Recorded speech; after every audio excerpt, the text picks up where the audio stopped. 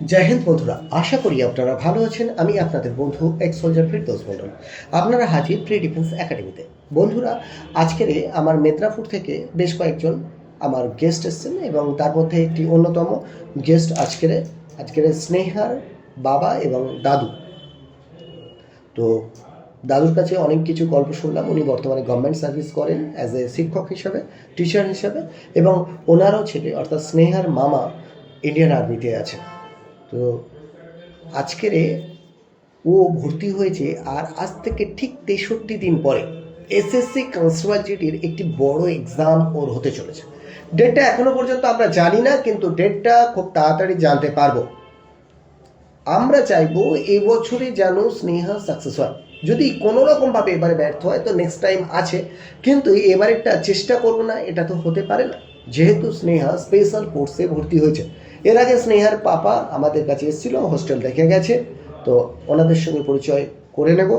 আবারও বলছি, আমরা কাউকে চাকরি দিই না, সরকারি চাকরি হয় যোগ্যতার ভিত্তিতে। আমরা এখানেও লিখে রেখেছি, আমরা স্টুডেন্টকে যোগ্য গড়ে তুলব।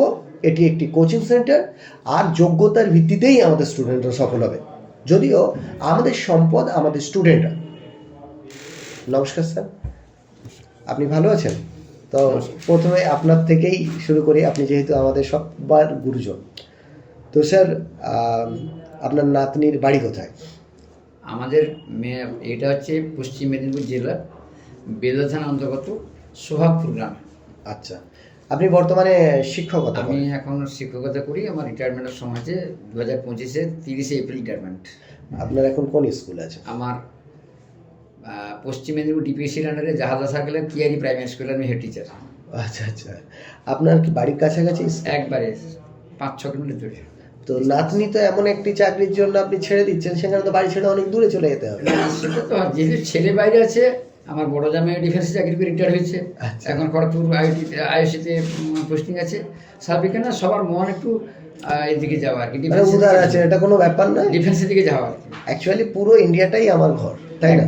এখানে আমি যে কোনো জায়গায় যেতেই পারি, কোনো সমস্যা নেই। আর সেখানে তো দেশমাতাকে রক্ষার জন্য যাচ্ছি, আর এখানে একটা সিস্টেমের মধ্যেই যাচ্ছি।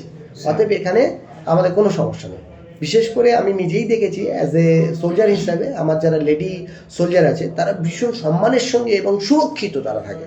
কোনো রেড এরিয়াতে, মানে যেখানে খুব হিংস্র বা কোনো কিছু সংঘাত ঘটছে, সেই সকল এরিয়াতে প্রথমত মহিলাদের অ্যালাউ থাকে না বা যায় না।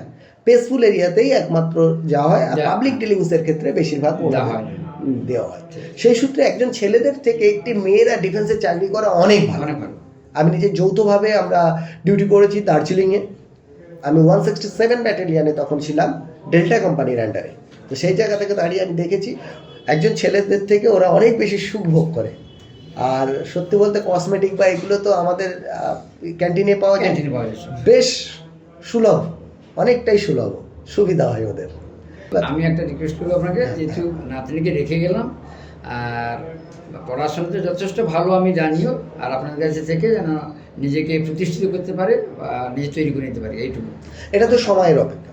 একটাই জিনিস আমি বলবো, আমরা কেউ কারোর ভাগ্যকে চেঞ্জ করতে পারি না, কিন্তু আমরা স্টুডেন্টের অভ্যাসকে পরিবর্তন করতে পারি। আর এর অভ্যাস একদিন কেউ ভাগ্য পরিবর্তন করবে। অর্থাৎ কন্টিনিউ লেগে থাকতে হবে। যদি কন্টিনিউ লেগে থাকে একদিন অবশ্যই সফল হবে। অবশ্যই। তো এটাই হচ্ছে ব্যাপার। কারোর দুদিন আগে হবে, কারোর পরে হবে। তো সব কিছু কেউ যদি পুরো সিলেবাসটা কমপ্লিট করে কন্টিনিউ মক টেস্ট দিয়ে, আগে একটি ছেলে বা একটি মেয়ে যখন চাকরি পাবে সে কিন্তু 1 মাস আগেই বলে দিতে পারবে গার্জেনকে যে আমি কথা আমার কনফিডেন্স কতটুকু আছে আর কি। এটা কখন হবে? যখন তার মধ্যে অনেক বেশি হচ্ছে, মক টেস্ট দিয়ে তার যে কাট অফসটা আসছে, প্রিভিয়াস ইয়ার যে কাট অফসটা এসছে তার থেকে দেখা গেল 10 নম্বর বেশি পাচ্ছে, সেই জায়গায় বলতে পারবে। যেহেতু এখানে মাত্র 63 দিন বা 60 দিন আছে, সেই জায়গাতে দাঁড়িয়ে বিষয়টা কঠিন, কিন্তু কঠিন হলেও অসম্ভব নয়। চেষ্টা করব যাতে কমপ্লিট করতে পারে, কেননা জেনারেল ডিস্ট্রিক্ট আছে। আর সেই জায়গা থেকে দাঁড়িয়ে আমরা চেষ্টা করব, এনিহাও আমাদের কাছে প্রত্যেকে আমাদের স্টুডেন্টরা আমাদের বাচ্চাদের মতো হয়। ফলে আমরা চেষ্টা করবো আমাদের বোনকে বা আমাদের বাচ্চাকে যত তাড়াতাড়ি পারা যায় একটা সঠিক জায়গা ওকে রেডি করে দিতে, বা ও নিজের পায়ে দাঁড়ানো। আর যদি এটা না হয় নেক্সট বার তো আছে, কিন্তু নেক্সটের কথা না ভেবে এটা। হ্যাঁ, অবশ্যই।